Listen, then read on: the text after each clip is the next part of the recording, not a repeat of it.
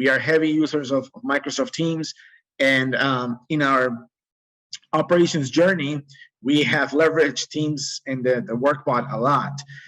One of the things that we did here was we added we sent a message to Teams, and we added a button that would allow us to retry this recipe automatically. It turned out to be very useful. We have Teams in our phones, in our laptops, everywhere. So it allowed us to just say, okay, we have an error on this recipe. We just got the notification. Let me just press this button in the Teams channel, and it will automatically go look for those jobs that failed and rerun them.